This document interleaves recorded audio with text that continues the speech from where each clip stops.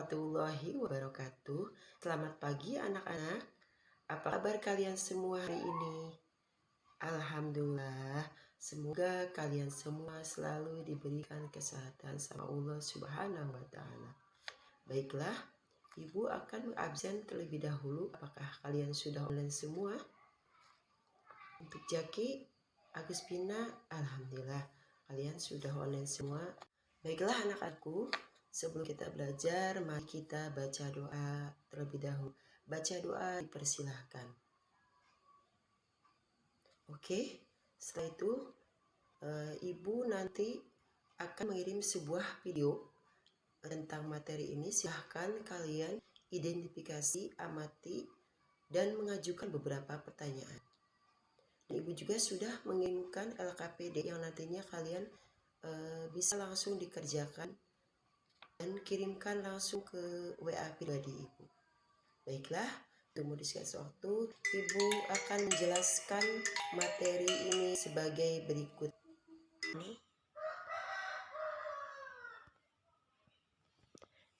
Sebelum Ibu mulai pembelajaran ini, Ibu akan menjelaskan tujuan pembelajaran. Yang pertama, menjelaskan pengertian khutbah, tabligh, dan dakwah. Kedua, menjelaskan ketentuan syariat Islam dalam pelaksanaan khutbah, tabligh, dan dakwah. Tiga, menganalisis hikmah dan manfaat ketentuan khutbah, tabligh, dan dakwah. Keempat, mempraktikkan khutbah, tabligh, dan dakwah.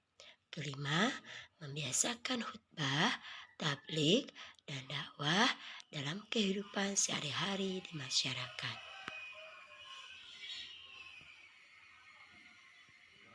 Materi ini Ibu bagi menjadi 3 konsep, peta konsep ya. Yang pertama definisi, kedua ketentuan, ketiga mengaplikasikan nilai-nilai khutbah, tabligh, dan dakwah. Definisi khutbah, tabligh, dan dakwah. Khutbah berasal dari kata khotoba, yakhtubu, khutbatan. Bermakna memberi nasihat dalam kegiatan ibadah. Menurut istilah, khutbah berarti kegiatan ceramah kepada sejumlah orang Islam dengan syarat dan rukun tertentu yang berkaitan langsung dengan keabsahan atau kesunahan ibadah.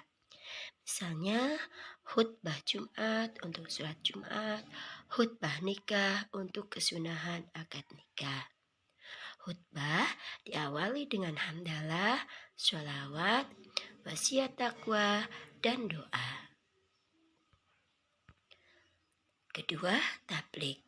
Tabligh berasal dari kata falago yufaligu tabligon, yang berarti menyampaikan, memberitahukan dengan lisan. Menurut istilah, tabligh adalah kegiatan menyampaikan pesan Allah Subhanahu wa Ta'ala secara lisan kepada satu orang Islam atau lebih untuk diketahui dan diamalkan isinya. Ketiga, dakwah berasal dari kata da'a yad'u dakwatan, yang berarti menyampaikan,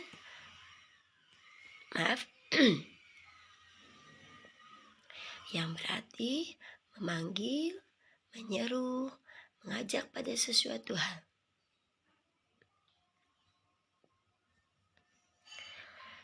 Sedangkan menurut istilah, dakwah adalah kegiatan mengajak orang lain, seseorang atau lebih ke jalan Allah Subhanahu wa Ta'ala secara lisan atau perbuatan. Dalam dakwah ini ada istilah dakwah bilisan dan dakwah bilhal. Dakwah bilisan berarti dakwah dengan kata-kata. Sedangkan dakwah bilhal, dakwah dengan perbuatan. Kegiatan dakwah bukan hanya ceramah, tetapi juga aksi sosial yang nyata. Misalnya, santunan anak yatim, sumbangan untuk membangun fasilitas umum, dan lain sebagainya. Dalil khutbah. Dalil khutbah, tablik, dan dakwah. Sebuah riwayat dari Abi Sa'id Al-Khudri radhiyallahu berkata, saya mendengar Rasulullah SAW bersabda, barang siapa yang melihat kemungkaran, maka ubahlah dengan tangannya. Apabila tidak mampu, maka ubahlah dengan lisannya. Apabila tidak mampu, maka dengan hatinya. Tidak mengikuti kemungkaran tersebut, dan itu selemah-lemahnya iman. Hadis riwayat Muslim. Yang kedua terdapat dalam ayat surah Al-Imran ayat 104, yang artinya, dan hendaklah ada di antara kamu segolongan umat yang menyeru kepada kebajikan, menyuruh kepada yang ma'ruf, dan mencegah dari yang mungkar. Merekalah orang-orang yang beruntung. Ketentuan khutbah, tablik, dan dakwah. Ketentuan khutbah ada syarat khatib, syarat dua khutbah, rukun khutbah, sunnah khutbah. Syarat khatib: 1. Islam, 2. Balik, 3. Berakal sehat, 4. Tahui ilmu agama. Syarat dua khutbah: khutbah dilaksanakan sesudah masuk waktu duhur. 2. Khatib duduk di antara dua khutbah. 3. Khutbah diucapkan dengan suara yang keras dan jelas. 4. Tertib. Rukun khutbah. Rukun khutbah yang pertama membaca hamdalah, kedua membaca syahadat, ketiga membaca sholawat, keempat berwasiat takwa, kelima membaca ayat Al-Quran pada salah satu khutbah, keenam berdoa pada khutbah kedua. Sunnah khutbah. Yang pertama, khatib berdiri ketika khutbah. Kedua, mengawali khutbah dengan memberi salam. Ketiga, khutbah hendaknya jelas, mudah dipahami, tidak terlalu panjang. 4. Khatib menghadap jamaah ketika khutbah. Kelima, menertibkan rukun khutbah. Keenam, membaca surat Al-Ikhlas ketika duduk di antara dua khutbah. Ketentuan tablik. Ketentuan tablik ada syarat mubalik, etika dalam tablik. Syarat mubalik. Pertama, Islam. 2. Balik. Ketiga, berakal. Keempat, mendalami ajaran Islam. Etika dalam tablik. 1. Bersikap lemah lembut, tidak kasar, dan tidak merusak. Kedua, menggunakan bahasa yang mudah dimengerti. Ketiga, menggunakan musyawarah dalam berdiskusi untuk memperoleh kesepakatan bersama. Keempat, materi dakwah yang disampaikan harus mempunyai dasar hukum yang kuat dan jelas sumbernya. Kelima, menyampaikan dengan ikhlas dan sabar sesuai dengan kondisi psikologis dan sosiologis para pendengarnya atau penerimanya.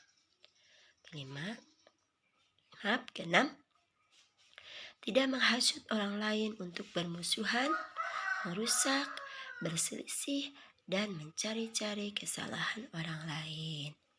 Atau yang kita kenal apa itu? Tajasus. Ketentuan dakwah. Ada syarat dai, etika dalam berdakwah. Syarat dai, Islam, balik, berakal, mendalami ajaran Islam. Etika dalam berdakwah. Dakwah dilaksanakan dengan hikmah, yaitu ucapan yang jelas, tegas, dan sikap yang bijaksana. Kedua, dakwah dilakukan dengan mau'izatul hasanah atau nasihat yang baik, yaitu dengan cara persuasif. Cara persuasif itu tanpa adanya kekerasan, dan edukatif, memberi pengajaran. Ketiga, dakwah dilaksanakan dengan memberi contoh yang baik atau yang kita kenal uswatun hasanah. 4. Dakwah dilakukan dengan mujadalah, yaitu diskusi atau tukar pikiran yang berjalan dinamis dan santun serta menghargai pendapat orang lain. Nah, ketika kita melakukan dakwah itu, gunakanlah bahasanya yang santun dan menghargai pendapat orang lain. Karena berbeda pendapat itu biasa, hal yang wajar. Karena isi kepala seseorang itu beda-beda. Seperti kalian, ketika kalian mengalami perbedaan pendapat dengan teman, kalian harus bisa menghargai pendapat teman tersebut meskipun berbeda dengan kita. Dalam hal dakwah pun sama. Mengaplikasikan nilai-nilai khutbah, tabligh, dan dakwah. Yang pertama, ketika melaksanakan sholat Jumat, hendaklah mengamati dan menyimak khutbah yang disampaikan khatib.